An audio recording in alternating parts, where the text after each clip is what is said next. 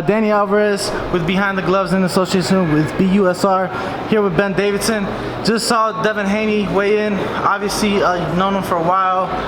Just talk to us about working with him now and what you saw, you know, the short time you guys were able to get some work in. Yeah, everybody knows about Devin's talent and potential. I think that's shown, especially in the odds, you know, going up against a multi-time world champion. So that says it all. But on top of that, his willingness to learn, his eagerness to learn, just says everything. And that's why I believe he'll come out the top of this 135-pound division. I mean, obviously, two men have to step in the ring and fight. But you did mention the odds. They have Logan Paul bigger, giving him a bigger chance to beat Floyd than Jorge Linares, 3-division, 4-time world champion. What does that say about Devin? Yeah, exactly. It just says everything about how highly rated he is. But with that said, Devin's got to go in there and take care of business on Saturday, and that doesn't change. Where do you see the basically the ceiling for him, the future for him? I mean, he's only 22 years old. Crazy. You know, and obviously headlining here at Mandalay Bay, getting these big fights, big paychecks. Selling out. They couldn't get enough tickets for him to. They had to put more tickets on sale twice and sold out, you know, same day. Times. Yep.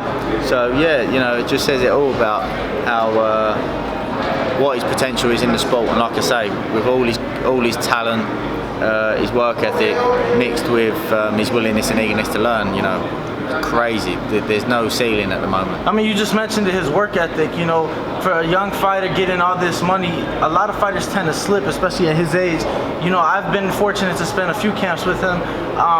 Just talk to us about the work ethic that you've seen during this camp. Yeah, there's no, from what I've seen, there's no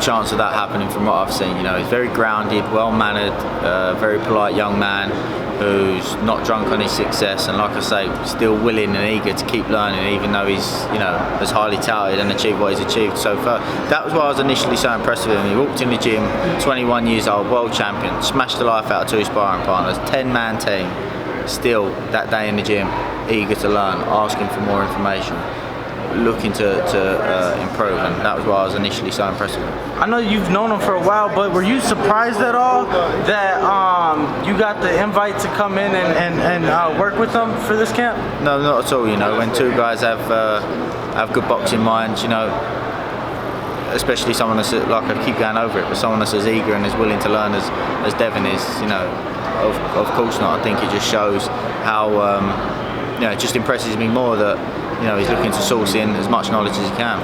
Lastly, you're no stranger to big fights. Just had one last weekend. Congratulations again. Thank you very much. But expectations for tomorrow night in front of these thousands of fans? I think it's important that Devin establishes himself right away nice and early, you know, and lets Linares know that he's the boss in there.